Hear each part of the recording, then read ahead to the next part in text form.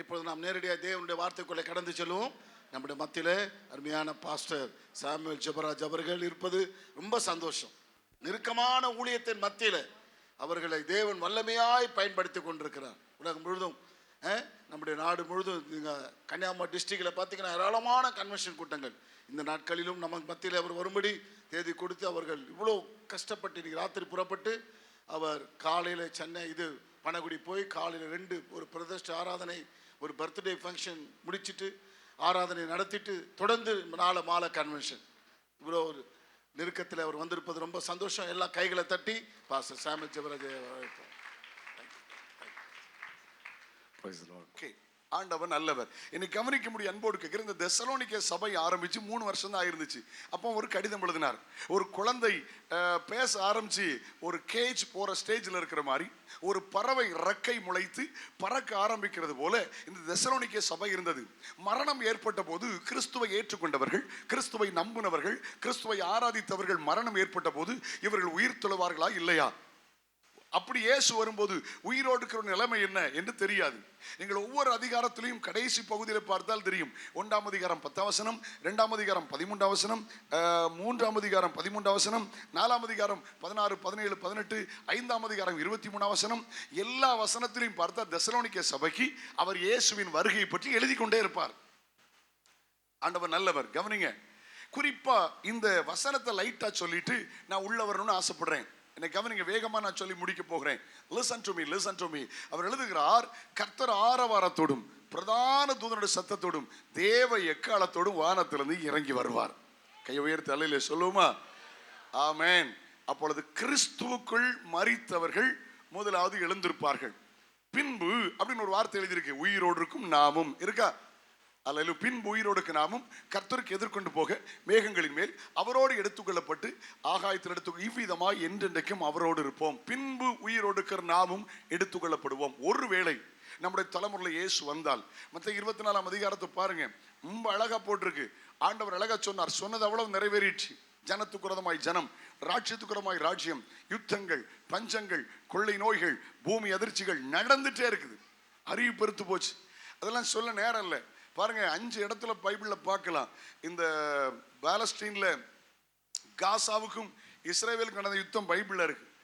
இன்னைக்கு நடந்த யுத்தம் 2400 வருஷத்துக்கு முந்தைய நம்முடைய பைபிள்ல பதிவு செய்யப்பட்டிருக்கிறது. தோத்திரம், பஞ்சங்கள் எல்லாம் நிறைய நடந்துட்டே இருக்கு. சொன்னது போல நடந்துருச்சு. நான் அங்க போக விரும்பல. என்னை கவனிக்கா போதும். செய்தி கூட நான் கொண்டு வர வேண்டும் என்று விரும்புகிறேன். ஆமா, இயேசு வரும்போது மரித்தோர் உயிரோடு எழும்புவார்கள். பிரேத கல்லறைகள் கர்த்தருடைய சத்தத்தை கேட்கும் நாட்கள் வரும். பின்பு உயிரோடு இருக்கிற நாமும் எடுத்துக்கொள்ளப்படுவோம் என்று ஒரு வார்த்தையை சொல்லுகிறார். ஒருவேளை நம்முடைய தலைமுறையில் இயேசு வந்தால், இன்னைக்கு பாருங்க, அந்த தானியேல் கண்ட தரிசனத்துல தோத்துரும், பொண்ணு, வெள்ளி, வெங்கலம், இரும்பு, லாஸ்ட்ல இரும்பும் களிமண்ணும். உங்களுக்கு விளங்கும்னு நினைக்கிறேன். ஹலோ ஹலோ, போன மாசம் 23, இந்த மாசம் 4ஆம் தேதி இரும்பும் களிமண்ணும். இரும்பு ஸ்ட்ராங்கா இருக்கும், களிமண்ணுக்கு ஈரம் இருந்தா ஒட்டும், காஞ்சிட்டா வெடிச்சிரும். உங்களுக்கு விளங்காதோ? அப்பந்தான் கையினால பேர்க்க முடியாத கல் உருண்டு வரப்போகிறது. அந்த கல் ரட்சகராக இயேசு கிறிஸ்து. இன்னைக்கு இருக்கிற அந்த இரும்பு களிமண் இருக்கலாம், களிமண்லாம் ஒட்டிடுச்சு. அது எத்தனை சூட்கேஸ் கிடைச்சது தெரியல. அது போய் லேசா ஒட்டிட்டு சம்பந்தம் இல்லாம ஒட்டிருக்கு. ஹலோ, இரும்புக்கு இப்போ களிமண் தேவை, களிமண்ணுக்கு இப்போ இரும்பு தேவை. ரெண்டும் எவ்வளவு நாள் இந்த ஈரத்தோட இருக்குமோ தெரியல, என்னைக்கு வெடிக்குமோ தெரியல. ஒரு கருத்து படம் பார்த்தேன், ரொம்ப நல்லா இருந்துச்சு. சேர்ல 4 கால் இருக்கு, 3 கால் நல்லா இருக்கு, ஒரு கால் முருங்கை குச்சி. எப்போ ஒடியுமோ தெரியாது. உங்களுக்கு விளங்கும் என்று எண்ணுகிறேன். ஹலோ, நீங்க செய்தி அப்டேட் பண்ணிட்டு பார்த்துட்டே இருக்கீங்கல்ல? நானும் இங்கே தானே இருக்கேன், பார்த்துட்டே இருக்கோம்ல. ஏமா, இரும்பும் களிமண்ணும் உட்கார்ந்துருக்கோம். இந்த இரும்பும் களிமண்ணும் ஏசுநாதர் வருகை அடையாளம். கைகளால் பேர்க்க முடியாத ஒரு கல் உருண்டு வரப்போகிறது. அது நொறுங்க போகிறது. அல்லேலூயா. அது பதரை போல பறக்க போகிறது. ஒரு நிலையான ஆட்சி அமைக்க இயேசு வரப்போகிறார். ஆமென் சொல்லுமா? இப்ப செய்திக்குள்ள வரலாம், நேரம் கருதி உள்ள வந்துடுறேன். உயிரோடு இருக்கிற நாமும் எடுத்துக்கொள்ளப்படுவோம். மறுவோம். 1 கொரிந்தியர் 15ஆம் அதிகாரத்தில் 50ஆம் வசனத்திலிருந்து வாசிக்கும் போது என்ன எழுதிக்கிறது? இதோ ஒரு ரகசியத்தை அறிவிக்கிறேன், நாம் எல்லாரும் நித்திரடைவதில்லை, கடைசி எக்காலம் துணிக்கும். அப்பொழுது ஒரு நிமிஷத்திலே, ஒரு இமைப்பொழுதிலே நாம் எல்லாரும் ஆமென் மறுரூபமாக்கப்படுவோம் என்கிற செய்தியை சொல்லுங்க. ஒரு டிரான்ஸ்ஃபர்மேஷன், ஒரு மறுரூபமாக்கப்பட போகிறோம். கவனிங்க, இயேசு வரப்போகிறார் வாலிப சகோதரா, இயேசு வரப்போகிறார் சகோதரி, இயேசு வரப்போகிறார் அம்மா, இயேசு வரப்போகிறார். ஒருவேளை தூரத்திலே இந்த நேரலைகளை பார்த்து கொண்ட உங்களுக்கு சொல்லுகிறேன், இயேசு சீக்கிரம் வரப்போகிறார். கை உயர்த்தி அல்லேலூயா சொல்லுங்களேன். ஆண்டவர் நல்லவர். அவர் வரும்போது நாம் அருவமாக்கப்பட முடியுமா என்கிற ஒரு கேள்வியோடு செய்தி ஆரம்பித்து முடிக்க விரும்புகிறேன். பைபிள்ல மரணத்தை காணாதபடி 2 பேர் எடுத்துக்கொள்ளப்பட்டார்கள். ஒன்று ஏனோக்கு, இன்னொன்று எலியா. ஏனோக்கு மனைவி பிள்ளைகளோடு வாழ்ந்த பரிசுத்தவான். எலியா திருமணமாகாத பிரம்மச்சாரி. 2 பேரையும் கர்த்தர் எடுத்துக்கொண்டார். கவனிங்கள், மரித்து உயிர்த்தெழுந்ததுக்கு அடையாளம் இரட்சகராக இயேசு கிறிஸ்து. அதாவது முதலாம் உயிர்த்தெழுதுக்கு பங்குள்ளவர்களாய் கர்த்தர் மாற்றுகிறார். ஒருவேளை நம்முடைய தலைமுறையில் இயேசு வந்தால் உயிரோடு இருக்கிற நாம் மறுரூபமாக்கப்பட முடியுமா என்கிற கேள்வி கேளுங்கள். அப்ப ஏனோக்கை இன்றைக்கு எடுத்துக்கொள்கிறேன். ஏனோக்கு மரணத்தை காணாமல் எடுத்துக்கொள்ளப்பட காரணம் என்ன? ஆதாமுக்கு 7ஆம் தலைமுறை ஏனோக்கு. இயேசு கிறிஸ்து ஆதாமுக்கு 76வது தலைமுறை. என்னை கவனிக்கிறீங்களா? ஆதாமுக்கு 7ஆம் தலைமுறையான ஏனோக்கு மரணத்தை காணாமல் எடுத்துக்கொள்ளப்பட என்ன காரணம்? பைபிள்ல எல்லா பேருக்கும் அர்த்தம் உண்டு. ஏனோக்கு அப்படின்னா பிரதிஷ்டை பண்ணப்பட்டவன் அர்த்தம். சொல்லுங்க, ஏனோக்குன்னு அர்த்தம் என்ன? the dedication life. பிரதிஷ்டை. எது பிரதிஷ்டை? கிறிஸ்துவுக்காக சிலவற்றை இழப்பது நல்லது, கிறிஸ்துவுக்காக சிலவற்றை விடுவது நல்லது. அதெல்லாம் உடனே பிரதிஷ்டைன்னு சொல்ல முடியாது. புதிய ஏற்பாட்டில் ஒரே ஒரு பிரதிஷ்டை தான். என்ன தெரியுமா? எல்லார் போதகர்களுக்கும் விசுவாசிகளுக்கும் உரிய தெளிவான பிரதிஷ்டை. ரோமர் 8ஆம் அதிகாரம் 16 வசனங்களுக்கு மேல சொல்லி, ஈவை ஒன்றும் கிறிஸ்துவின் அன்பை விட்டு என்னை பிரிக்க மாட்டாதென்று நிச்சயித்திருக்கிறேன். எது பிரதிஷ்டை சொல்லுங்க? இயேசுவின் அன்பை விட்டு என்ன செய்ய முடியாது? உபத்திரவும் பிரிக்க முடியாது, லாபமும் பிரிக்க முடியாது, நிர்வாணமும் பிரிக்க முடியாது, பட்டயம் பிரிக்க முடியாது, பசி பிரிக்க முடியாது, அமை துறைத்தனங்களோ அதிகாரங்களோ எது பிரிக்க முடியாது. சேலஞ்ச் பண்ணி சொல்லணும், ஈவை ஒன்றும் கிறிஸ்துவின் அன்பை விட்டு என்னை பிரிக்க மாட்டாதென்று நிச்சயித்திருக்கிறேன். ஐயா கிரகம் ஸ்டெயின்ஸ் இறந்த போது 2 ஆண் பிள்ளைகள், மூத்த பிள்ளை எதுன்னு தெரியல, இளைய பிள்ளை இருந்தல கருகி போச்சு, பேக் பண்ணியிருக்காங்க. தன்னுடைய கணவருக்கு ஒரு முத்தம் கொடுத்து அனுப்ப முடியல, கருகிய பணம் பேக் பண்ணியிருக்காங்க. 2 அம்மாவும் சிஸ்டர் கிளாடிஸும் மகளும் பரிதாபமா இருக்கும்போது சொன்னாங்க, இந்த 2 பிள்ளைகளையும் கணவரையும் கொண்ட தாராசிங்க நான் மனப்பூர்வமா மன்னிக்கிறேன். இதே இந்தியாவில் நான் கர்த்தருக்காக ஊழியம் செய்ய விரும்புகிறேன். அவங்களுக்கு தான் பாரத ரத்னா விருது இந்த கவர்மெண்ட் கொடுத்தது. அதாம்மா பிரதிஷ்டை. என்ன வந்தாலும் சரி கிறிஸ்துவின் அன்பை விட்டு என்னை பிரிக்க முடியாது. எத்தனை பேர் ஆமோதிக்கிறீங்க? ஹலோ. ஆமா, சில சொல்லுவாங்க சின்ன பிரச்சனை வந்துட்டா போதும், ஜெபமணி என்ன கண்டேன், சர்ச்சுக்கு போய் என்ன கண்டேன், காணிக்கை கொடுத்து என்ன கண்டேன், தசமமாக கொடுத்து என்ன கண்டேன், ஊழியம் செய்து என்ன கண்டேன். இந்த வார்த்தை என்னைக்கு வருதோ உங்களை கொஞ்சம் இவாலுவேட் பண்ணுங்க. நீங்க பின்மாறிட்டே இருக்கீங்கன்னு அர்த்தம். ஹலோ. சாப்பிட்டு என்ன கண்டேன்னு வராத. 40 வயசு 50 வயசு ஆட்கள் சாப்பிட்டதெல்லாம் கணக்கு போட்டு பார்த்தீங்கன்னா, ஹலோ, பல்லாவரத்தில் பெரிய ரைஸ் மண்டி வச்சிடலாம், இந்த பாதாளத்தில் எங்கே போச்சுன்னே தெரியல. ஹலோ. எப்படிலாம் சில 1000 கோழியை ஒழுங்கின கேசுகள்லாம் இருக்கு, சில சின்ன பிள்ளைகள்லாம் 100-200 கோழியை ஒழுங்கின கேசுகள்லாம் இருக்கு. ஹலோ. இது மட்டும் வராதா? தின்னு என்ன கண்டேன்னு வராது. ஆனால் சர்ச்சுக்கு போய் என்ன கண்டேன்னு வரும். அம்மா மாறு தட்டி சொல்லுமா என்ன வந்தான்னாங்க. இசை வேண்டாம், சும்மா டெமோ பண்ணி காட்டுறேன். பழைய பரிசுத்தவான்கள் அப்படித்தானே பாசினாங்க. என்ன வந்தாலும் நம்புவே என்னை சமீபரை, யார் கைவிட்டாலும் பின் செல்வே எனது இயேசுவை, அகல ஆழ உயரமா எவ்வள அன்பு கூர்ந்தார், என்ன துன்பங்கள் அவர் என்னை கைவிட மாட்டார். அல்லேலூயா. என்ன வந்தாலும் நம்புவேன், யார் கைவிட்டாலும் பின்பற்றுவேன். அதுதான் உண்மையான பிரதிஷ்டை. ஏனோக்கு என்கிற வார்த்தைக்கு அர்த்தம் பிரதிஷ்டை பண்ணப்பட்டவன் அர்த்தம். 1 கோடி ரூபாய் தந்து மறுதலின்னு சொன்னோம்னா, அந்த 1 கோடி ரூபாயை சூட்கேஸை கீழே வைன்னு சொல்லிட்டு மிதிச்சு தள்ளிட்டு சொல்லணும், இந்த 1 கோடி ரூபாயும் கிறிஸ்துவின் அன்பை விட்டு என்னை பிரிக்க முடியாது. ஏசுன்னு சொன்னா வெட்டிடுவேன்னு எவனா சொன்னோம்னா, ஒரு நிமிஷம் பொறு, என் தலையை வெட்டி போட்டு அந்த தலைக்கு கூட கொஞ்சம் உயிர் இருந்தா அந்த தலையும் சொல்லும் இயேசுதான் ஆண்டவர். Jesus is my Lord, Jesus is my master, Jesus is my redeemer, Jesus is my savior, Jesus is the king of kings and lord of lords. மாறு தட்டி சொல்லுங்கள், எது பிரதிஷ்டை? கிறிஸ்துவின் அன்பை விட்டு என்னை பிரிக்க முடியாது. கேரளாவில் ஒரு பாஸ்டர் வேடிக்கையா சொன்னார், ஒரு பாட்டியம்மா சர்ச்சுக்கு ஒழுங்கா வருவாங்களாம், எல்லா மீட்டிங் வருவாங்களாம், பைபிள் ஸ்டடிக்கு வருவாங்களாம், காத்திருப்பு கூட்டத்துக்கு வருவாங்களாம், விழிப்பு ஜெபத்துக்கு வருவாங்களாம், சண்டே சர்வீஸ் ஃபர்ஸ்டே வந்துருவாங்களாம். 4 வாரம் சர்ச்சில் காணலையா. பாஸ்டர் ஹவுஸ் விசிட்டிங் தேடி போனார். എന്താണ് അമ്മച്ചി നിങ്ങളെ പള്ളിയിൽ കണ്ടില്ലേ? 4 വീക്സാ നിങ്ങളെ പള്ളിയിൽ കണ്ടില്ലേ? എവിടെയാണ് പോയത്? എങ്ങ പോയത്? എൻ്റെ പൊന്ന പാസ്റ്ററേ, എനിക്ക് പട്ടി ചത്ത് പോയി പാസ്റ്ററേ. உங்களுக்கு புரியுற மாதிரி சொல்லிட்டா, ஏமா அந்த பாட்டி அந்த கிளவி நாய் செத்து போச்சான், செத்த நாய் இந்த கிளவியை கோயிலை விட்டு பிரிச்சுட்டு பார்த்தீங்களா? ஹலோ, கிளவின்னு சொல்லணுமா மெட்ராஸ் பாட்டில் கெய்வின்னு சொல்லணுமா? நான் ஒரு மாதிரி முறைச்சிக்கிட்டு இருக்கீங்க. அம்மா அந்த பாஸ்டர் சொல்றாரு, அந்த அம்மா சொல்லிச்சான், இந்த பொண்ணு பாஸ்டரே எனக்கு பட்டி சத்து போய் பாஸ்டரே. நல்ல பாட்டி அம்மாவை செத்த நாய் சர்ச்சை விட்டு பிரிச்சிட்டுல, எது பிரதிஷ்டை மா? ஹலோ, அது சாப்பிட மாட்டேன், இது சாப்பிட மாட்டேன். அது ஏன் சாப்பிட மாட்டேன்னா அது பின்னால பேசுறேன், அது பிரதிஷ்டையா மாறாது, அது நமக்கு வேண்டாம், அதனால நம்ம சாப்பிடல. இதையோ விட்டதல்ல பிரதிஷ்டை, அது தேவை. பிரதிஷ்டை உண்டு, பழைய ஏற்பாட்டில் பிரதிஷ்டை உண்டு, புதிய ஏற்பாட்டில் உண்டு, எல்லாருக்கும் தெளிவான பிரதிஷ்டை. ஹல்லேலூயா. என் கிறிஸ்துவை விட்டு என்னை பிரிக்க முடியாது. ஆமென். நம்பர் 2 ஏனோக்கு மரணத்தை காணாமல் எடுத்துக்கொள்ளப்பட காரணம் பிரதிஷ்டை உள்ள வாழ்க்கை. கிறிஸ்துவை விட்டு பிரிக்க முடியாதுங்கிற வாலிப தம்பி, செல்போன் உன்னை கிறிஸ்துவை விட்டு பிரிச்சிடக்கூடாது ராஜா. சர்ச்சுக்குள்ள உட்காந்தே செல்போன் நோண்டிட்டு இருப்பான், என்ன கேட்கான்னு தெரியல, வாங்கி டக்குன்னு போட்டு காதுல கேட்டு பார்க்கணும். ரொம்ப மோசம் பயலுக. ஆமா, பைபிள் இருக்கணும் தம்பி, மாதிரிலாம் கையில பைபிள் இருக்குன்னு ராஜா. பைபிள் இருக்காமக்கா? பைபிள் இல்லையோ, கொண்டு வரலையாமக்கா? சர்ச்சுக்கு வரும்போது கையில பைபிள் இருக்கணும் ராஜா. கிறிஸ்துவின் அன்பு எது?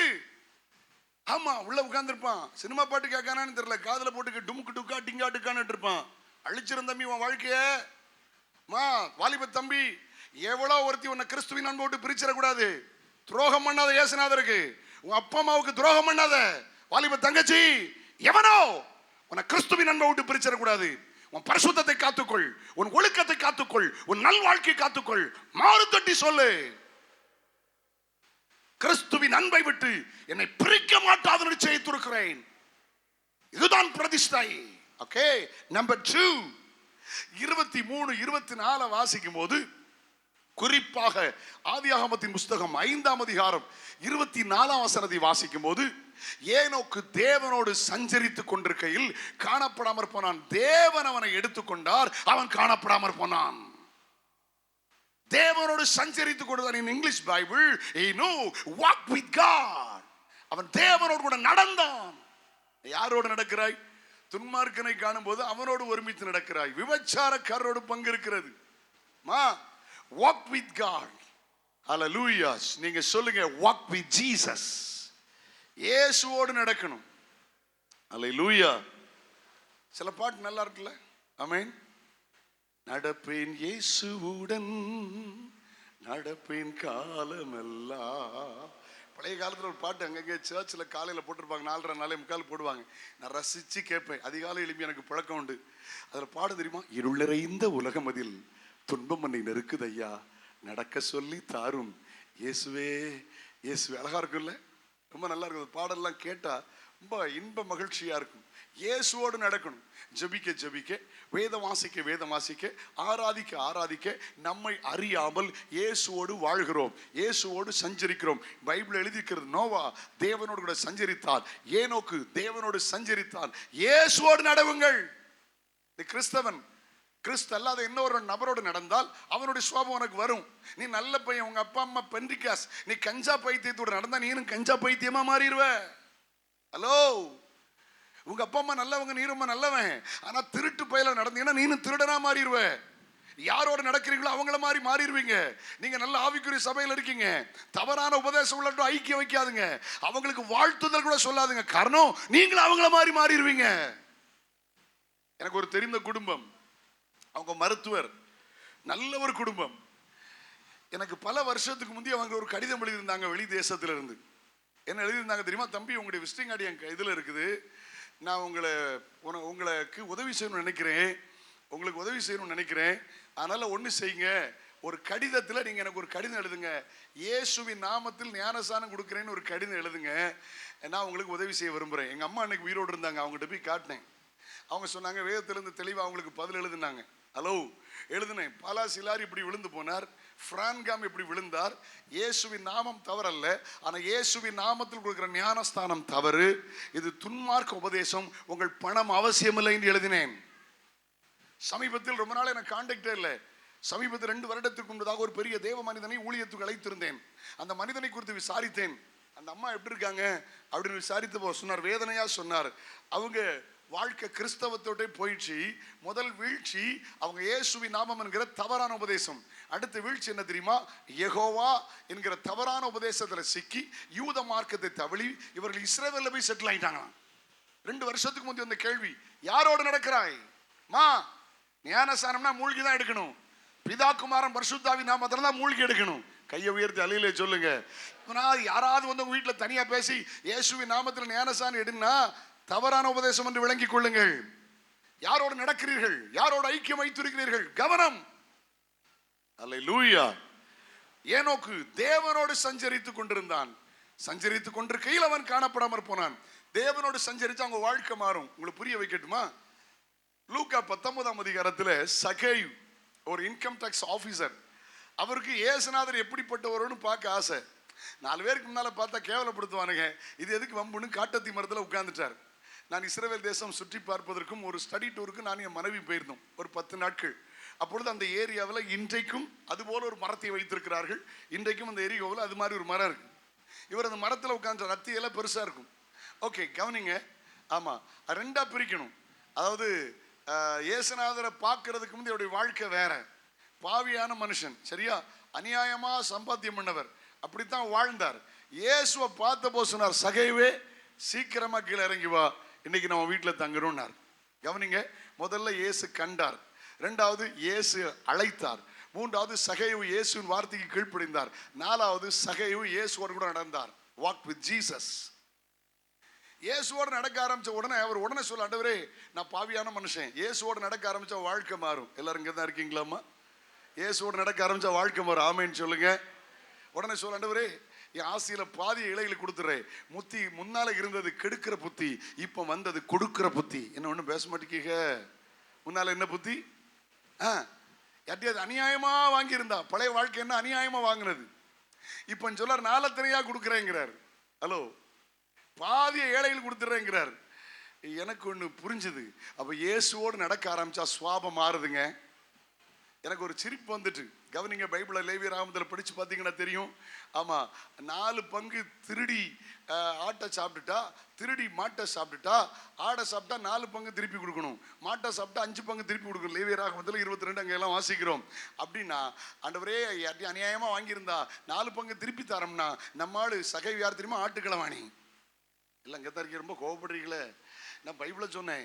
ஹலோ, இந்த ஆட்டுக்கிழவாணி இயேசுநாதரோடு நடந்த போது வாழ்க்கை மாறிட்டேன். ஆண்டவரே நான் யார்ட்டையும் அநியாயமாக 4 பங்கா நான் திருப்பி கொடுக்குறேன். எல்லாம் கதா இருக்கீங்களாமா? நம்ம இயேசுவோடு நடக்க பாருங்க, இறக்க சிந்த வரும், கொடுக்கிற பழக்கம் வந்துடும். ஆமேன்னு சொல்லுங்களேன். கொடுங்க. ஆமா, வாரி இறைத்தான் ஏழைகளை கொடுத்தான், அவருடைய நீதி என்றென்றைக்கும் நிற்கும். கட்டி வைக்கிறவங்களை ஜனங்கள் சபிப்பார்கள், விற்கிறவன் தலை மேல் ஆசீர்வாதம் இருக்கும். கையை உயர்த்தி அல்லையிலே சொல்லுங்களேன். உங்களுக்கு ஒரு நல்ல வாய்ப்பு தரமா? நல்ல ஒரு வாய்ப்பு தரேன். இப்போ கை தூக்க சொன்னா மாட்டிக்கிடுவீங்க. எத்தனை பேர் 100 சாரிக்கு கம்மி இருக்குன்னா கை தூக்க போறீங்களோ தெரியல. ஹலோ, இப்போ ஸ்டைல் எல்லாம் மாறிட்டுல. ஹோட்டலில் போய் சாப்பிட்ற ஸ்டைல், மாலை சுற்றி திரிகிறது ஸ்டைல், ட்ரெஸ் எடுக்கிற ஸ்டைல், ஒன்றும் தப்பு இல்லை. அவர் ஒரு திறமைக்கு எடுத்து வச்சுக்கிடுங்க. சிலருக்கு ஞாயிற்றுக்கிழமை எந்த சாரியை உடுக்கன்னு தெரியல. 10 இருந்தால் தெரியும், 50 இருந்தால் தெரியும், 100 இருந்தால் எப்படி தெரியும்? அதனால் ஒன்று செய்யுங்க. பிளாட்ஃபார்மில் நிறைய மக்கள் சென்னையில் படுத்திருக்காங்கல்ல, அக்கா கேளுங்க, அண்ணன் கேளுங்க, இருக்கிறதுல நல்ல ட்ரெஸ்ஸை எடுத்து அதை அயன் பண்ணி ஒரு 50 ரூபாய்க்கு ஒரு ஸ்வீட் வாங்கி ஒரு 50 ரூபா கையில் கொடுத்து, ஏசு உங்களை நேசிக்கிறாருன்னு கொடுங்கக்கா. அடிக்க வச்சிருக்கீங்கல்ல நிறைய, என்ன ஒன்றும் பேச மாட்டேங்க. இப்படி சொன்னால் அவர் விளங்காது. விளங்குற மாதிரி பேசட்டா ஒரு 10 சேரியாகிலும் இந்த வாரத்தில் கொடுத்துருங்க ஏழைகளுக்கு, ரோட்டில் கிடக்கிறவங்களுக்கு. இல்லாட்டா நான் ஜெபம் பண்ண போகிறேன். ஆண்டவரே யார் யாரெல்லாம் 100 அண்ணா அடுக்கி வச்சிருக்காங்களோ இவங்க பீரோவில் துறக்கும் போது சுண்டலி போய் வெட்டி நாசமாக்குவதாக அல்லேலூயா போட்டுமாங்க. ஏழைக்கு இருக்காம உள்ள இருந்ததுக்கு அந்தால போட்டுமாங்க. விளங்காத. ஹலோ, நிறைய பேய். அனோத்தர் சொன்னார் நிறைய பேய் இருக்கு, வித்தியாசமான பேய் இருக்கு. சிலருக்கு சேல பேய் இருக்குனாரு. அடுக்கி வச்சிருப்பாங்க 2-3 பீரோ. நான் ஒரு முறை சத்தியமங்கலத்தில் ஒரு பிரசங்கம் பண்ணேன். அது ஒரு எம்எல்ஏ மகள் கேட்டுட்டு, ஆமா எனக்கு பனிஷ்மெண்ட். ஒரு அடுத்த நாள் திங்கக்கிழமை கிளம்பும்போது பாஸ்டர் சொன்னார், பாஸ்டர் இந்த எம்எல்ஏடைய மகள் வந்து தொடப்பட்டிருக்காங்க உங்க செய்தியில. அதனால இந்த பீரோவில் ஃபுல்லா காலி பண்ணி ஏழைகளுக்கு கொடுப்பேன்னு தீர்மானம் பண்ணியிருக்காங்க. நிறைய தந்துட்டாங்க, கொண்டு நீங்க கொஞ்சம் கொண்டு போய் ஏழைகளுக்கு கொடுங்கன்னு. நான் செமந்துட்டு வந்தேன் பாருங்களேன். ஒவ்வொன்றும் 20,000 ரூபாய் 30,000 ரூபாய் போட்டிருக்கும். நிறைய நானே ஒரு 100 சேரி வாங்கிட்டு வந்திருப்பேன், கொண்டு வந்து ஏழைகளுக்கு கொடுத்தேன். அந்த சுவாபம் வரணும். இயேசுவோடு நடக்க ஆரம்பிச்சா வாழ்க்கை மாறும். இயேசுவோடு நடக்க ஆரம்பிச்சா பாவரிக்கு வந்துடும். இயேசுவோடு நடக்க ஆரம்பிச்சா பரிசுத்தம் வந்துடும். Number 2, walk with God. Amen சொல்லுங்க. இயேசுவோடு நடக்க ஆரம்பித்த போது உண்மையை ஒத்துக்கொண்டான். இயேசுவோடு நடக்க ஆரம்பித்த போது பரிசுத்தம் வந்து விட்டது. இயேசுவோடு நடக்க ஆரம்பித்த போது கொடுக்கிற சுவாபம் வந்து விட்டது. அல்ல, இயேசு அந்த வீட்டுக்கு வந்தோன்னு சொல்றாரு, இன்னைக்கு இந்த வீட்டுக்கு என்ன வந்தது? ரட்சிப்பு. இயேசுவோடு நடந்தால் விடுதலை. salvation mean deliverance. இயேசுவோடு நடந்தால் விடுதலை. அடுத்த வார்த்தை எனக்கு ரொம்ப பிடிச்சது. இவனும் ஆபிரகாமுக்கு குமாரனா இருக்கிறானே. இவன்னு போட்டிருக்கா, இவனும்னு போட்டிருக்கா. சொல்லுங்க என்ன இவனும்னா? இன்னொரு ஆள் யாரு? ஹலோ, இவனும் அப்படின்னா இன்னொரு ஆள் இருக்குன்னு தானே அர்த்தம். அப்ப இவனும் அப்படின்னா இன்னொரு ஆள் யார் தெரியுமா? மத்தேயு 1:1 ஆபிரகாமின் குமாரனும் தாவீதின் குமாரனுமான இயேசு கிறிஸ்துவின் வம்ச வரலாறு. இயேசு யாருன்னு போட்டிருக்கு? ஆபிரகாமின் குமாரன் போட்டிருக்கு. இயேசு யாரா சொல்லுங்க?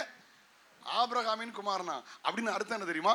இவனும் ஆபிரகாமின் குமாரனா இருக்கிறானா இயேசுநாதருக்கு சகோதரன் அர்த்தம். Jesus is my brother. Hello, என்ன நியூ ரிலேஷன்ஷிப்? இயேசுவோடு நடந்தார். அப்படித்தானே போட்டிருக்கு. ஆபிரகாமின் குமாரனும் குமாரனாகிய தாவீதின் குமாரனான இயேசு கிறிஸ்துவின் வம்ச வரலாறு. அவன் முற்பதா யாரு? ஆபிரகாம். மகன் யாரு? இயேசு கிறிஸ்து. அப்படி போட்டிருக்கு. இவனும் ஆபிரகாமின் குமாரன்னா எனக்கு இவன் பிரதர். அது இது இங்கிலீஷ்ல ரொம்ப நல்ல இல்ல, தமிழ்ல சூப்பர். இங்கிலீஷ்ல பிரதர் அண்ட் சிஸ்டர், தமிழ்ல என்ன தெரியுமா? சகோதரன் சகோதரி. அதுக்கு அர்த்தம் என்ன தெரியுமா? சக உதிரி, சக உதிரன், சேம் பிளட்னு அர்த்தம். இவன் ஏன் சகோதரன்? இயேசுவோடு நடக்க ஆரம்பித்தால் அவருடைய சகோதரனாய் மாறி விடுவோம். அவர் நம்முடைய மூத்த சகோதரர். இயேசுவோடு நடக்க ஆரம்பித்தால் ஒரு புதிய தொடர்பு, ஒரு புதிய உறவு, ஒரு புதிய ஐக்கியத்தை தருகிறார். New relationship. அல்லேலூயா. ஒரு நியூ கனெக்ஷன். ஆமென். ஓகே. அப்ப நம்பர் 2, தேவனோடு கூட சஞ்சரித்தார், தேவனோடு கூட நடந்தார். இயேசுவோடு நடக்க ஆரம்பிங்க. அல்லேலூயா. நீங்க காலையில் ஆராதிங்க, சாயங்காலம் ஆராதிங்க, நல்ல ஜெபம் பண்ணுங்க. உங்களை அறியாமல் இயேசுவோடு நடப்பீர்கள். ஆமென் சொல்லுவோமா? அல்லேலூயா. அவர் தனி நபர் அல்ல, சர்வ வியாபி. God is not person, God is presence. அவங்களோடு கூட உலாவி சேர்ந்து வருவார். ஹல்லேலூயா. அவர் நம்மளை தனிமையா விடவே மாட்டார். அந்த கிரேட் கமிஷன் மத்தேயு 28 பிரதான கட்டளையில் இயேசு சொல்லும்போது, உலகத்தின் முடிவு பரியந்தமும் சகல நாட்களிலும் நான் உங்களோடு கூட இருக்கிறேன் என்று அவர் வாக்கு கொடுக்கிறார். ஆமென். Very good. 3வது போயிடலாமா? நேரம் கருதி ஃபாஸ்டா போயிடலாமா? 3வது எபிரேயர் 11:5. விசுவாசத்தினாலே ஏனோக்கு மரணத்தை காணாதபடி எடுத்துக்கொள்ளப்பட்டான். தேவன் அவனை எடுத்துக்கொண்டபடினால் அவன் காணப்படாமற் போனான். கவனிங்க, ஒன்று விசுவாசத்தினாலே ஏனோக்கு. எல்லாரும் சொல்லுங்க. விசுவாச பட்டியலில் யார் வாரா? எம்மா கண்ணால பார்க்கல, ஏசுநாதரை கண்ணால பார்க்கல, ஆனா அவரை விசுவாசிக்கிறார். அல்லேலூயா. என்னை கவனிக்க முடியும், அன்போடு கேட்கிறேன். விசுவாசத்தினால ஏனோக்கு. உங்களுக்கு விசுவாசம் இருக்குதா? எது விசுவாசம்? எபிரேயர் 11:1. விசுவாசம் என்பது நம்பப்படுகிறவைகளின் உறுதி, காணப்படாத நிச்சயம். கண்ணால காணாத ஒன்றை நம்புறது பேர் விசுவாசம். இயேசுநாதர் 2000 வருஷத்துக்கு முந்தி இறந்தது எனக்கு தெரியாது, உயிர் தெழுந்தது எனக்கு தெரியாது. நான் கண்ணால பார்க்கல, நம்புறேன். அதுதான் விசுவாசம். எனக்கு ஒன்று பரலோக ராஜ்யத்தை அவர் ஆயத்தம் பண்ணி கொண்டிருக்கிறார். இது என் கண்ணால பார்க்கல, நான் நம்புறேன். அது பேர் தான் விசுவாசம். அல்லேலூயா. Glory to God. என்னை கவனிக்க அன்போடு கேட்கிறேன். அல்லேலூயா. நான் தெளிவா சொல்றேன், ஒரு பட்டியல் சொல்றேன், தேவைன்னா எழுதிடுங்க. ஏமா விசுவாசம் எங்கெல்லாம் தேவை? ஆவிக்குரிய வாழ்க்கையில் விசுவாசம் எங்கே தேவை? எப்படி ரட்சிப்பு வருகிறது? தோத்திரம். எபேசியர் 2:8. கிருபையினாலே விசுவாசத்தை கொண்டு ரட்சிக்கப்பட்டீர்கள். இது உங்களால் உண்டானதல்ல, தேவனுடைய ஈவு. எனக்காக இயேசு மரித்தார், எனக்காக இயேசு இரத்தம் சிந்தினார், அவர் இரத்தத்தினால் என் பாவங்கள் கழுவப்படுகிறது. ஒரு மனிதன் விசுவாசிக்கும் போது அவன் ரட்சிக்கப்படுகிறான். அதைத்தான் அப்போஸ்தலர் வாசிக்கிறோம். கர்த்தராகிய இயேசு விசுவாசி, அப்பொழுது நீயும் உன் வீட்டாரும் ரட்சிக்கப்படுவீர்கள். விசுவாசத்தினால் ரட்சிப்பு வருகிறது. நம்பர் 2, பாஸ்ட் வந்தவன ஒரு அட்டாக் விட்டாங்க. என்ன சொன்னாங்கன்னா, ஞானசானம் எடுக்காதெல்லாம் கை தூக்கு அப்படின்னு. அந்த ஞானசானம் எப்படி எடுக்கணும்னு பைபிளில் போட்டிருக்கு. மார்க் எழுதின சுவிசேஷம் 16:16 சொல்லுகிறது, விசுவாசம் உள்ளவனாகி ஞானஸ்தானம் பெற்றவன் ரட்சிக்கப்படுவான், விசுவாசியாதவனோ ஆக்கினைக்குள்ளாக தீர்க்கப்படுவான். பாவத்துக்கு செத்து நீதிக்கு பிழைக்கிற நல்ல அனுபவம் ஞானஸ்தானம். அது எப்படி எடுக்கணும்? விசுவாசம் உள்ளவனாகி, அவர்தான் எனக்காக மரித்தார், அவர்தான் எனக்காக அடக்கம் பண்ணப்பட்டார், அவர்தான் எனக்காக உயிர் தெழுந்தார், அவர்தான் எனக்காக உயிரோடு இருக்கிறார், அவர் இரத்தத்தினாலே நான் கழுவப்பட்டிருக்கிறேன் என்று பாவரிக்கை செய்து பாவ மன்னிப்பு நிச்சயத்துக்கு ஞானஸ்தானம் பெற வேண்டும். அதுல என்ன தேவை? விசுவாசம். மந்திரி கேட்கிறார், பிலிப்பிட்ட கேட்கிறார், நான் ஞானஸ்தானம் எடுக்க என்ன? அவர் ஒரே ஒரு தடையை சொன்னார், நீர் முழு இருதயத்தோடு விசுவாசித்தால் உனக்கு என்ன. பேச மாட்டேங்க. முழு இருதயத்தோடு விசுவாசித்தால் தடை இல்லை. அப்ப ஞானஸ்தானத்துக்கு எது தடை? விசுவாசம். உயர்த்தி அல்லையே சொல்லுங்களேன். அதனாலதான் நாங்க சின்ன வயசுல பார்க்கும்போது ஞானஸ்தானம் பெறும்போது உலக ஆடம்பரத்தெல்லாம் கலத்திடுவாங்க, உலக ஆபரணங்கள் எல்லாம் கலத்திடுவாங்க. ஏன்னு சிந்திக்கும் போது தான் பரிசுத்தவான்கள் செய்து கரெக்ட் நான் புரிஞ்சுக்கிட்டேன். என்ன புரிஞ்சுக்கிட்டேன்னா, விசுவாசம் வந்த பிற்பாடு தானே ஞானஸ்தானம், ரைட்? ஓகே. அப்ப விசுவாசத்தினுடைய மதிப்பு என்ன? பொன்னை விட விலையேற கொட்டது. அப்ப விலை கூடது வந்தா விலை குறைஞ்சது. ஹலோ, எங்கேயோ கை வச்ச மாதிரி இருக்குல்ல. விலை கூடது வந்தா எக்கா சொல்லுங்க, விலை குறைஞ்சது போயிருங்களா? அது பொன்னை பார்க்கல விலையேறப்பட்டது. பவுன் 50,000 விற்கும் போதும் விசுவாசம் அதை விட விலை கூடது. இன்னைக்கு 1,00,000 ரூபாய்க்கு வித்தாலும் அதை விட விலை கூடது விசுவாசம். ஆமென் சொல்லுவோமா? அதனாலதான் பரிசுத்தவான்கள் ரட்சிக்கப்பட்ட உடனே, அந்த நாள்ல ஞானஸ்தானம் பெற்ற உடனே பரிசுத்தவான்கள் சொல்லி கொடுத்தாங்க, விலையேறப்பட்ட விசுவாசம் வந்திருக்கு அப்படின்னு. விலை குறைஞ்சதெல்லாம் வெறுத்துட்டாங்க. ஓகே, என்னை கவனிக்க அன்போடு கேட்கிறேன். அப்போ ரெண்டாவது ஞானஸ்தானம் விசுவாசத்தினால். கலாத்தியர் 3ஆம் அதிகாரம் 14ஆம் வசனம். கலாத்தியர் சாப்டர் 3 verse 14 வேதம் சொல்லுகிறது, ஆபிரகாமுக்கு உண்டான ஆசீர்வாதங்கள் கிறிஸ்து இயேசுவினால் புறஜாதி ஆகிய நம்மிடத்தில் வரும்படி ஆவியை குறித்து சொல்லப்பட்ட வாக்குத்தத்தங்களை விசுவாசத்தினால் பெரும்படி அப்படி ஆயிற்று. யோவேலை கொண்டு கர்த்தர் சொன்னார், மாமிசமான யாவர் மீது ஆவியை ஊற்றுவேன். ஓகே, இது பரிசுத்த ஆவியை பற்றி சொல்லப்பட்ட விசுவாசம். எப்படி கிடைக்கும்? அன்பான பாஸ்டர் சாம் நடத்தும் போது சொன்னாங்க, அபிஷேகத்தை பெற்றுக்கொள்ளுங்கள் என்று. உண்மை, நீங்கள் விசுவாசித்தால் அபிஷேகத்தை பெறுவீங்க. கையை உயர்த்தி அல்லையிலே சொல்லுமா? ஆமென் சொல்லுங்க. அல்லேலூயா. கிட்டத்தட்ட 45 ஆண்டுகளுக்கு முன்னால என்னுடைய 12வது வயசுல, ஆமென் அல்லேலூயா, ஆமாம் 42 ஆண்டுகளுக்கு முன்னால என்னுடைய 12வது வயசுல பார்த்தீங்கன்னா ஒரு கிட்டத்தட்ட 45 வருஷத்துக்கு முந்தி 45 வருஷத்துக்கு முந்தி என்னுடைய 12வது வயதுல ஒரு அக்கா நடத்தின கூட்டத்தில் அந்நிய பாஷை அடையாளத்தோடு கர்த்தர் அபிஷேகித்தார். ஆமீன் சொல்லுங்களேன். போகிற இடத்துல அபிஷேகம் நடத்தும் போது கர்த்தர் அபிஷேகிக்கிறார், ஜனங்கள் அபிஷேகம் பெறுறாங்க. அல்லேலூயா. நான் பார்க்கிறேன், சொல்லி கொடுக்குற அபிஷேகிக்கிறது நாங்கள் அல்ல, அபிஷேகிக்கிறவர் கர்த்தர். கையை உயர்த்தி அல்லையிலே சொல்லுங்க. பரிசுத்தாவி பெறணும், அந்நிய பாஷை பேசணும், தீர்க்க தரிசனம் சொல்லணும், வியாக்கியானம் பண்ணணும். கையை உயர்த்தி அல்லையிலே சொல்லுங்களேன். இப்ப செய்ய வேண்டியதை விட்டுட்டு செய்யத்தகாத செய்துகிட்டு இருக்கு. அவ்வளவு கிடந்து மேடையில் ஆடிட்டு கிடக்கு. ஆமா, போட்டு நமக்கு வந்துடும் கேட்டிங்களா? ஆமா, தீர்க்க தரிசனம் சொல்லு, அந்நிய பாஷை பேசு, வியாக்கியானம் பண்ணு, பிசாசு துரத்து. அல்லேலூயா. 9 வரங்களும் வாங்க, 9 கனிகளும் உங்க வாழ்க்கையில் வரட்டும். அப்ப கவனிங்க, பரிசுத்த ஆவியை பெற்றுக்கொள்வது விசுவாசம். நீங்கள் விசுவாசிச்சா போதும், ஆராதித்து கொண்டிருக்கும் போதே கர்த்தர் உங்களை அபிஷேகிப்பார். ஆமீன் சொல்லுங்கள். கவனிங்க, விசுவாசத்தினாலே ஏனோக்குன்னு போட்டிருக்கு. நமக்கு விசுவாசத்தினால தான் ரட்சிப்பு, விசுவாசத்திலே ஞானஸ்தானம், விசுவாசத்திலே அபிஷேகம். ஓகே. ஏன்னா அந்த எபிரேயர் 11:5 வாசிக்கும் போது விசுவாசம் இல்லாமல் தேவனுக்கு பிரியமாயிருப்பது கூடாத காரியம் அப்படின்னு போட்டிருக்கு. சொல்லுங்க, விசுவாசம் இல்லாமல் தேவனுக்கு பிரியமாயிருப்பது. அப்போ தேவனை பிரியப்படுத்தியதுனால விசுவாசத்தினால. நீங்க யூதா நிருபம் 20ஆம் வசனத்தில் வாசிக்கிறோம், நீங்களோ பிரியமானவர்களே உங்கள் மகா பரிசுத்தமான விசுவாசத்தின் மேல் உங்களை உறுதிப்படுத்தி கொண்டு பரிசுத்த ஆவிக்குள் ஜெபம் பண்ணி. அப்ப எப்படி ஜெபிக்கணும்? விசுவாசித்து பரிசுத்த ஆவியில் ஜெபம் பண்ணணும். இதை கர்த்தர் எனக்கு தருவார், நான் ஜெபித்திருக்கிறேன், இந்த காரியத்தில் எனக்கு பதில் வரும், இந்த காரியத்தில் தேவன் எனக்கு உதவி செய்வார். விசுவாசிக்க வேண்டும், விசுவாசித்து ஜெபிக்கணும். எபிரேயர் 12ஆம் அதிகாரம் 1ஆம் வசனம். வேகம் போன்று இத்தனை திரளான சாட்சிகள் நம்மை சூழ்ந்து கொண்டிருக்க பாரமான யாவற்றையும் நம்மை சுற்றி நெருங்கி இருக்கிற பாவத்தையும் தள்ளிவிட்டு விசுவாசத்தை துவக்கிறோம் முடிக்கிறோமாகிய இயேசுவை நோக்கி நமக்கு நியமித்திருக்கிற ஓட்டத்திலே பொறுமையோடு ஓடக்கிடுவோம். அம்மா, விசுவாசத்தில் ஆரம்பிச்சு விசுவாசத்தில் முடியணும். யோவான் 11ஆம் அதிகாரம் 40ஆம் வசனம் சொல்லுகிறது, அந்த லாசரு சம்பவத்திலே கல்லறைக்கு முன்பாக நின்று கொண்டு இயேசு சொன்னார், நீ விசுவாசித்தால் தேவ மகிமையை காண்பாய். உங்களுடைய குடும்பத்தில் தேவ மகிமையை பார்க்கணுமா? உங்க படிப்புல தேவ மகிமையை பார்க்கணுமா? அல்லேலூயா. உங்க வியாபாரத்துல தேவ மகிமையை பார்க்கணுமா? உங்க ஜாப்ல தேவ மகிமையை பார்க்கணுமா? கர்த்தரை விசுவாசிங்க. அல்லேலூயா. பேசிட்டே போலாம். விசுவாசத்துல வராது யாவும் பாவம். ரோமர் 14ஆம் அதிகாரம் 23ஆம் வசனம். விசுவாசத்தால் நீதிமான் பிழைப்பான், விசுவாசிக்கிற எல்லாம் கூடும். உங்கள் விசுவாசமே உலகத்தை ஜெயிக்கிற ஜெயம். அப்ப நல்ல கவனிங்க, ஏனோக்கு மரணத்தை காணாமல் எடுத்துக்கொள்ளப்பட காரணம் விசுவாசம். ஆண்டவர் வரும்போது விசுவாசத்தை காண்பாரோன்னு இருக்கு. இன்னைக்கு விசுவாச துரோகம் முந்தி நேரிடுகிறது. அம்மா, இம்மரையும் அலெக்சாந்தரும் அப்படிப்பட்டவர்கள். அவர்கள் தங்கள் விசுவாசமாகிய கப்பலை சேதப்படுத்தினார்கள் எழுதியிருக்கிறது. Hello, listen to me. விசுவாசிக்கணும். காலையில பாடினாங்களா பாஸ்டர் எல்லாம் பாடினாங்களா, விசுவாசியே நீ பதறாதே, விசுவாசியே நீ கலங்காதே, விசுவாசத்தால் நீதிமான் இன்றும் என்றும் பிழைப்பான். நமக்கு பேர் என்ன சொல்லுங்க? பழைய காலத்துல இருக்க பாருங்க, நான் சின்ன வயசுல பார்த்தது அப்படி சொல்லட்டுமா?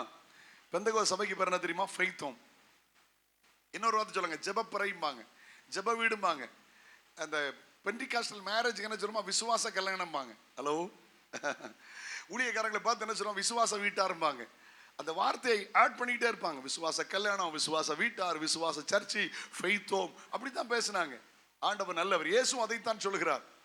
நீங்கள் சொல்லும்போது விசுவாசிக்கிறவளா நடக்கும் அடையாளங்கள் அவனை, என் நாமத்தினாலே பிசாசுகளை துரத்துவீர்கள். விசுவாசித்தால் அற்புத அடையாளங்களை கர்த்தர் செய்கிறார். எல்லாமே விசுவாசம். அப்போஸ்தலனாகிய பவுல் சொல்லும்போது, நல்ல போராட்டத்தை போராடினேன், ஓட்டத்தை முடித்தேன், விசுவாசத்தை காத்துக்கொண்டேன். இது முதல் எனக்காக என்ன இருக்கிறது? நீதியின் கிரீடம் இருக்கிறது. எனக்கு மாத்திரம் அல்ல, அவருடைய பிரசன்னமாக்குதல் விரும்புகிற யாவருக்கும் கர்த்தர் தருவார். இயேசுவை விசுவாசிங்க. கையை உயர்த்தி அல்லேலூயா சொல்லுங்கள், ஆமென் சொல்லுங்கள்.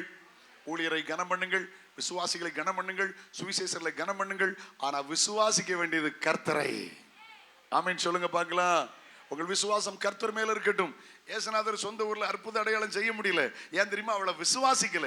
தச்சன் மகன் தானே, மரியாள் மகன் தானே. அதனால ஏசுநாதருக்கு சொந்த ஊர்ல அற்புதம் செய்ய முடியலங்க. 9 வரம் இருந்தாலும் நீங்கள் விசுவாசிக்காத பட்சத்தில் அற்புதம் நடக்காது. பவுல் பிரசங்கித்துக் கொண்டிருக்கிறார். ஒரு பிசிக்கல் சேலஞ்ச், நடக்க முடியாத ஒரு மனுஷன் கேட்கிறான்.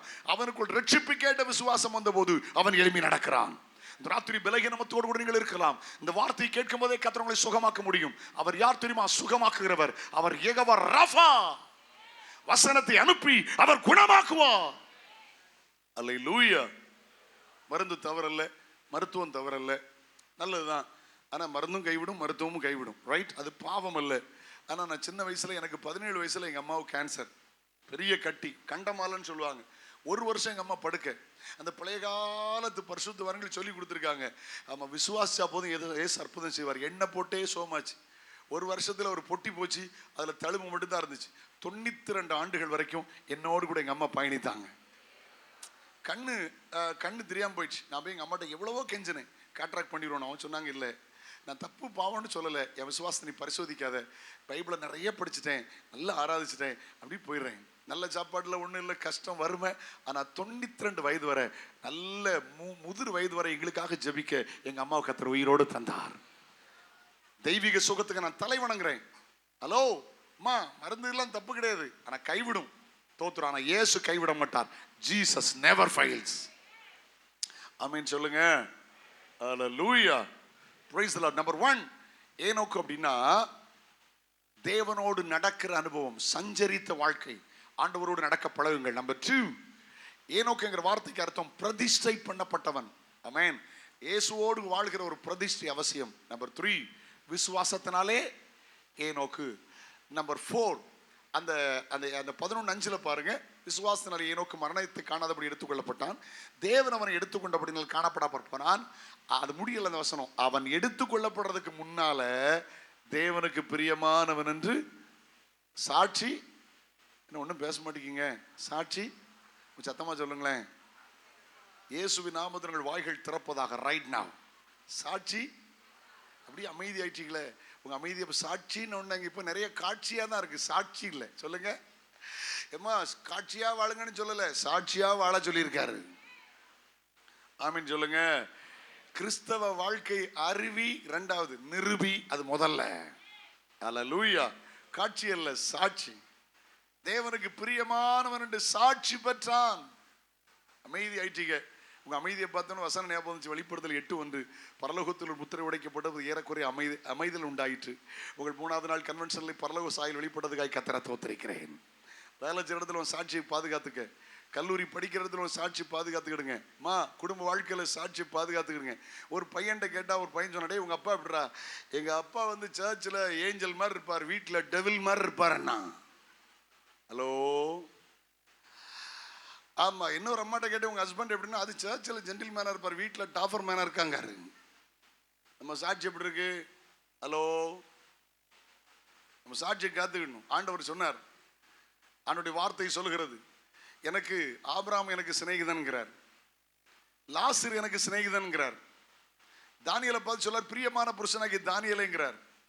ஆமென், அல்லேலூயா. நோவாவை குறித்து சாட்சி சொல்லி இருக்கிறது, நீதிமான் உத்தமன். யோபை குறித்து சாட்சி ஆண்டவர் சொல்லுகிறார், உத்தமன். யோபு சொல்லுகிறார், என்னுடைய சாட்சி பரலோகத்தில் இருக்கிறது. என்னை குறித்து சாட்சி கொடுக்கிறவர் பிதா இயேசுவை சாட்சி சொன்னார், இவருடைய நேசகுமாரன் இவரில் நான். உங்களை பத்தி சாட்சி இருக்காமா? வேலை செய்யற இடத்துல சாட்சி இருக்கா? சொல்லுங்க சொல்லுங்க சொல்லுங்க. உங்க சாட்சி எப்படி இருக்கு? உங்க அப்பா அம்மா உங்களை குறித்து சாட்சி சொல்ல முடியுமா? யோசிச்சு பாருங்க. சாட்சியின் அவசியம் ரொம்ப அவசியம். சாட்சி சொல்றது நல்லது, அது ஒரு அனுபவம். சாட்சி சொல்றது தேவை, அது ஒரு அனுபவம். ஆனா சாட்சியா வாழ்வது மேன்மையான ஒன்று. பரிசுத்தாவி அப்போஸ்தலர் 1:8 பரிசுத்தாவி இடத்தில் வரும்பொழுது பலன் அடைந்து எருசலேமிலும் யோதேயாவிலும் சமாரியாவிலும் பூமியின் கடைசி பிறந்து எனக்கு சாட்சிகளாய், இயேசு என்ன சொன்னார்? சாட்சிகளாய் இருப்பீர்கள். சாட்சியாய் வாழ வேண்டும், அது மேன்மையான ஒன்று. சாட்சியை இழந்துடக்கூடாது. அல்லேலூயா. நாத்தான விளைவு குறித்து கர்த்தர் சொன்னார். ஆமென். என்ன சொன்னார்? கபடற்ற உத்தம இஸ்ரவேலன். தாவீதை குறித்து கர்த்தர் சாட்சி சொன்னார். என்ன சாட்சி சொன்னார்? என் இருதயத்திற்கு ஏற்றவன். வீழ்ச்சி வராமல் இல்லை, கர்த்தர் தூக்கி எடுத்தார், மன்னித்தார், பாவ மன்னிப்பை கர்த்தர் கொடுத்தார், இருதயத்திற்கு ஏற்றவன் என்று சொன்னார். ஆமென். விசுவாசிகளுக்கு தகப்பன் என்று ஆபிரகாமை பார்த்து கர்த்தர் சொன்னார். சாட்சியை காத்துக்கொள்ளுங்க. ஆண்டவற்றை கேளுங்க, ஆண்டவரே சாட்சியா வாழ கிருபை தாரும். பக்கத்து வீட்டில் ரட்சிக்கப்படாதவங்க மத்தியில, உங்க உறவினர் மத்தியில சாட்சியை காத்துக்கொள்ளுங்க. உங்களை பார்க்கிறவங்க கிறிஸ்துவ பார்க்கணும். எங்க அம்மா இன்னைக்கு பழைய காலத்து பாட்டு நிறைய பாடுவாங்க. அதுல ஒரு பாடல்ல 10 சரணம் இருக்கு. அந்த பாடல் எனக்கு ரொம்ப பிடிக்கும். நானும் சில நேரம் பாடுவேன். அல்லேலூயா. காலையில பாடுவேன். எனக்கு டெய்லி காலையில 4 மணி 4:30 மணிக்கு எழுப்பி ஜெபிக்கிற அந்த காலை ஆராதனை எனக்கு ரொம்ப பிடிக்கும்.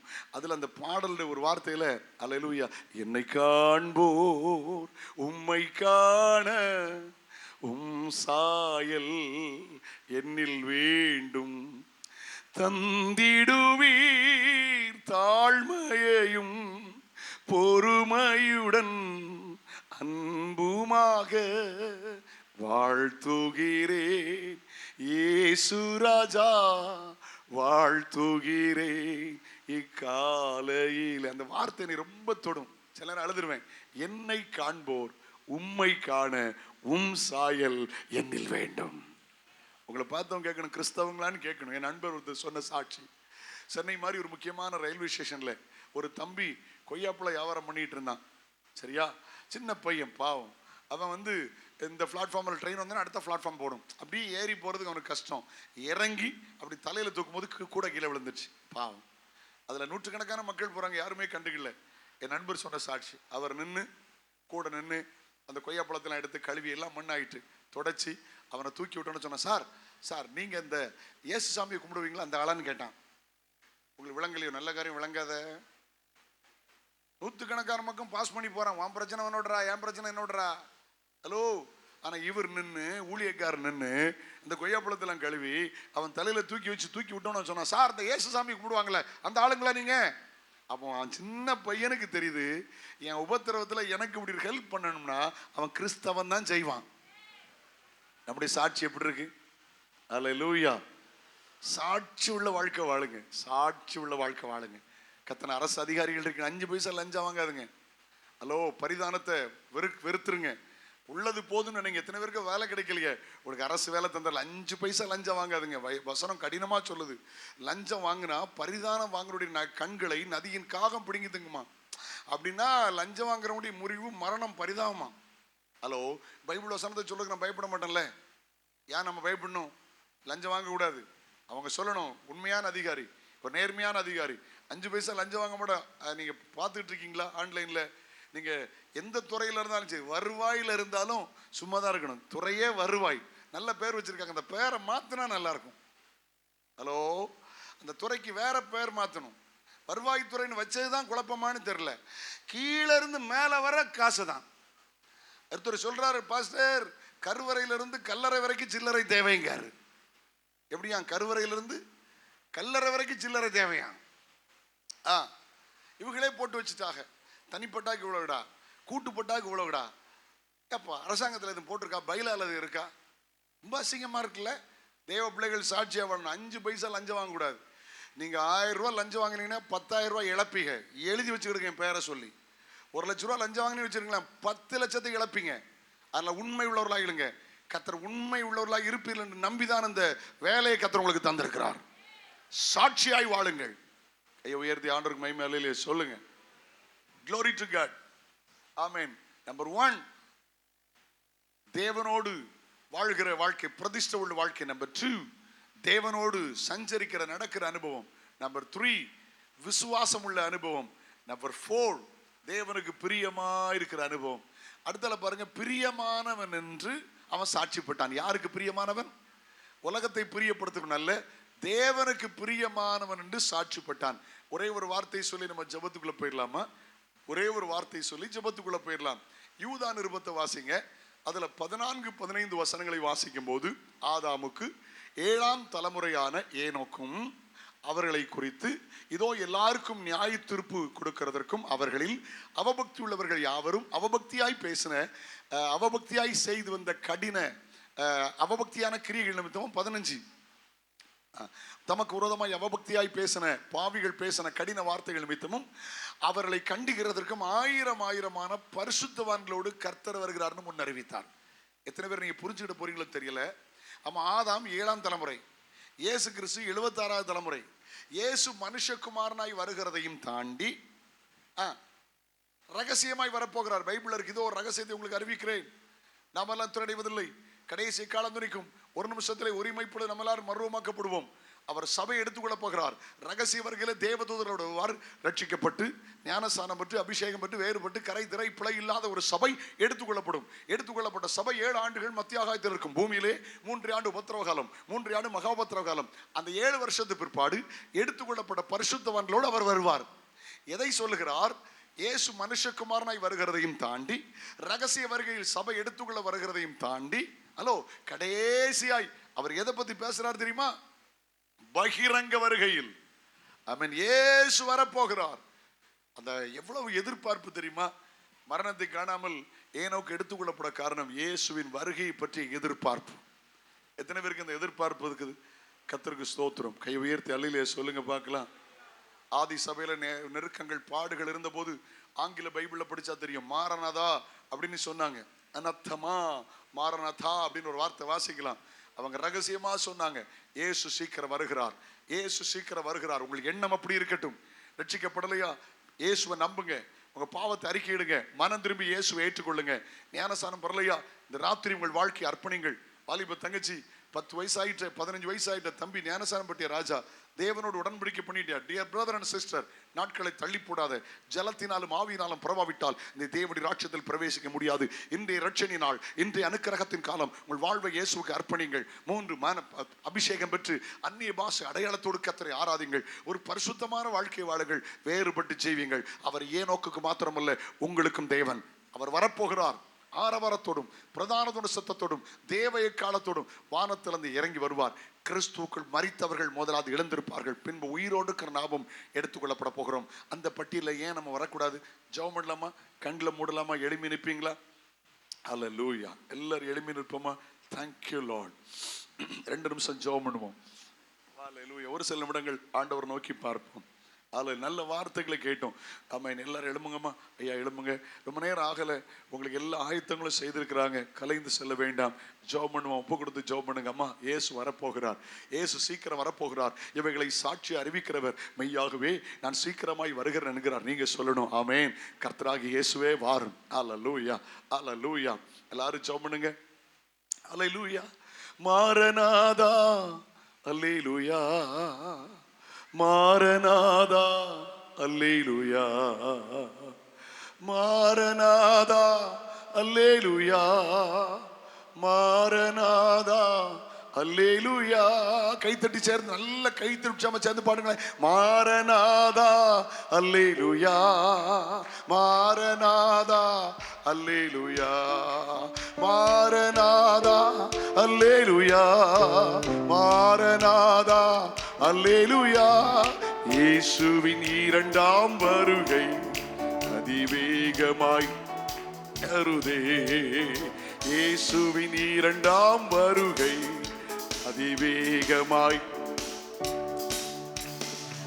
ஆயத்தமாகிடுவோ அன்பர் இயேசுவை சந்திக்கவே. ஆயத்தமாகிடுவோ அன்பர் இயேசுவை சந்திக்கவே. மாரநாதா அல்லேலூயா. கைத்தட்டி பாடுங்க பார்க்கலாம் எல்லாரும் உற்சாகமா. மாரநாதா அல்லேலூயா, மாரநாதா அல்லேலூயா. Come on once again. Maranatha அல்லேலூயா, மாரநாதா அல்லேலூயா. ஓ மாரநாதா, மாரநாதா அல்லேலூயா. நித்திரையை விட்டு நாம் எழும்புவோம், நம் நீதியின் வருகிறார். நித்திரையை விட்டு நாம் எழும்புவோம், வருகிறார். கரைதிரையற்ற சபையினை தம்மோடு சேர்க்கவே வருகிறார். கரைதிரையற்ற சபையினை தம்மோடு சேர்க்கவே வருகி. சப்தமாய் மாரநாதா அல்லேலூயா, மாரநாதா அல்லேலூயா, மாரநாதா. ஓ இயேசுவின் இரண்டாம் வருகை. மாரநாதா அல்லேலூயா, மாரநாதா அல்லேலூயா. பரிசுத்தமாய் நம்மை காத்துக் கொள்வோம், நம் பரிசுத்தர் இயேசு